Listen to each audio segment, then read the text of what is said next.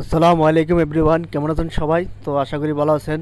তো আপনারা জানেন যে আসলে বেগম খালেদা জিয়ার প্রায় 20 দিন আগ থেকে যে করোনার যে ইয়েগুলো আপনারা গণমাধ্যমে ইয়েতে শুনতেছেন এবং দেখতেছেন, আসলে তার এই বিষয় নিয়ে গণমাধ্যম বলেন এবং বিভিন্ন সোশ্যাল মিডিয়াতে আসলে জাগরণ এবং তোলপাড় হচ্ছে সে আসলে করোনা এফেক্টিক নাকি করোনা এফেক্টিক না, এরকম বিষয় নিয়ে।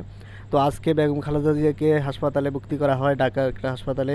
তো এখন আসলে পুরোপুরি তথ্য আসলে এখনও বের হয় নাই সে আসলে করোনা আক্রান্ত কিনা।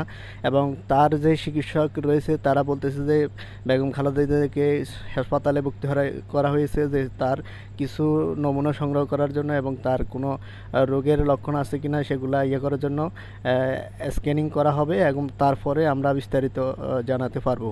তো এই ইস্যু নিয়ে আসলে অনেকে বিভিন্ন গণমাধ্যমের যে টিভি নিউজের ইয়া দেখতেছেন, তারা যে বিভ্রান্ত ছড়াচ্ছে, আসলে পুরোপুরি তথ্য না জেনে আসলে তারা যেভাবে ইয়ে করতেছে এটা আসলে মোটেও গ্রহণযোগ্য নয়। এবং আসলে তার সে করোনা আক্রান্ত কিনা এটা আসলে এখনও জানা যায় নাই।